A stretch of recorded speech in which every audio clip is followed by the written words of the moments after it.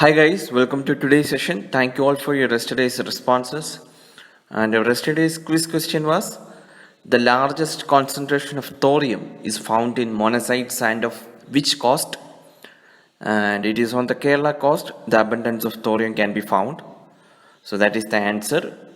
Let's start today's session. First question for the day, Strategic Petroleum Reserves facilities in India are established at which among the following places? 1. Vishakhapatnam, 2. Kochi, 3. Mangaluru, and 4. Padur. So select the correct answer using the codes given below. Option A 2, 3 and 4 only. Option B 1, 3 and 4 only. Option C 1 only. And option D 2 and 4 only. So the correct answer here is, it is option B 1, 3 and 4 only. Guys, we know that petroleum is an essential item in our daily life. And the requirement is huge, and also majority of petroleum what we are consuming in India is imported from Middle East.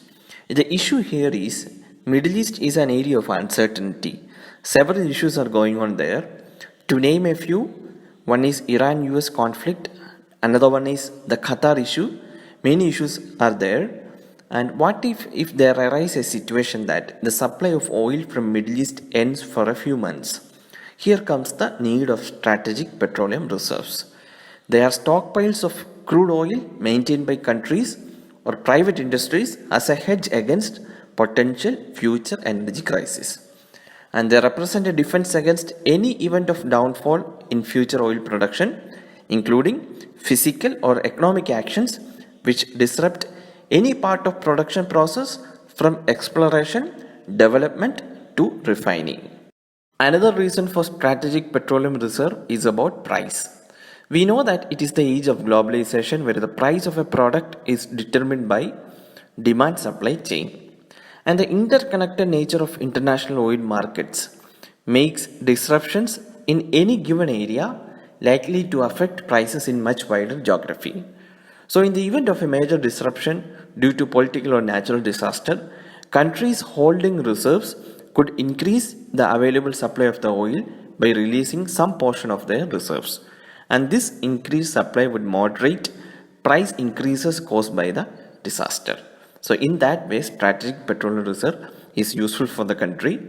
And also the third reason is that there is an agreement among the members of International Energy Agency requires that any country that does not export more reserves than it imports to maintain reserves equivalent to each country's average 90-day crude oil imports for the previous year. So it means there is a requirement from International Energy Agency to maintain a 90-day storage of strategic petroleum reserves. And coming to India's Strategic Petroleum Reserve, it is a special purpose vehicle wholly owned subsidiary of Oil Industry Development Board under the Ministry of Petroleum and Natural Gas. And the strategic crude oil storages are established at Mangaluru, which is in Karnataka, Vishakhapatnam, which is in Andhra Pradesh, and Padur, which is also in Karnataka. So that is the phase 1 development storage facilities, and they have a fuel storage of about 5.33 million metric tons, and government is planning to set up 2 more such storage facilities. One is at Chandikhol, which is in Odisha, and second one is Udupi, which is also in Karnataka. So that is the phase 2 development. It will be done through public-private partnership, and this will give an additional 6.5 million metric tons oil reserves, and thus a total of 22 days of oil consumption will be made available by Indian Strategic Petroleum Reserve. And crude oil from underground rock caverns can be supplied to refineries through pipelines and ships. And apart from that, Indian refineries also maintain a crude oil storage, that is industrial stock of 65 days.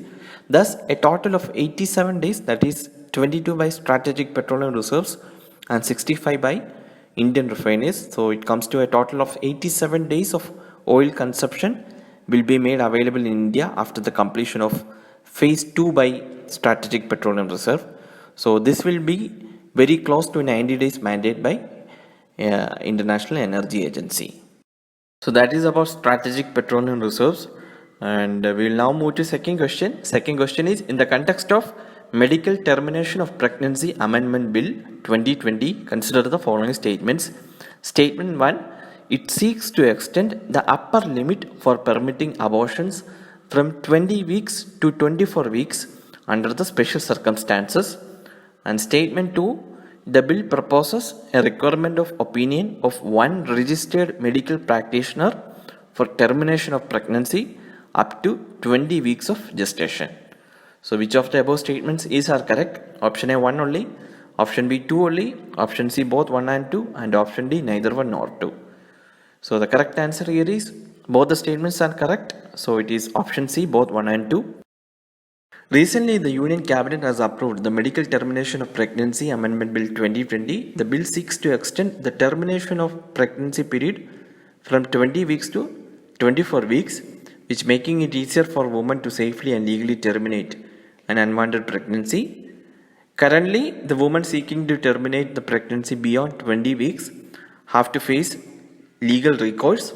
This denies the reproductive rights of women, as abortion is considered as an important aspect of the reproductive health of women. And due to these legal issues involved, there are many local practitioners who started abortion service, which even leading to the death of many mothers. As a result, a 2000 study by Indian Journal of Medical Ethics noted that 10 to 13% of maternal deaths in India are due to unsafe abortions. This makes unsafe abortions to be the third largest cause of maternal deaths in India. According to Section 3 of MTP Act 1971, a pregnancy may be terminated by a registered medical practitioner where the length of the pregnancy does not exceed 12 weeks, and also if the length of the pregnancy exceeds 12 weeks but does not exceed 20 weeks, means if it is between 12th and 20th week, the abortion will take place if not less than 2 registered medical practitioners recommend that the pregnancy would involve a risk to the life of pregnant woman. So this actually delays the decision making process for termination of pregnancy.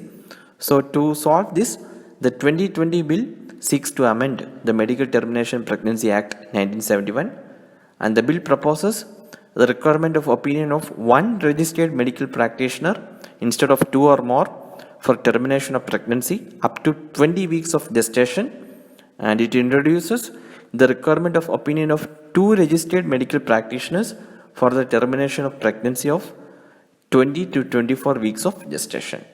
So it has also enhanced the gestation limit for special categories of women, which includes survivors of rape, victims of incest, and other vulnerable women like differently abled women and minors.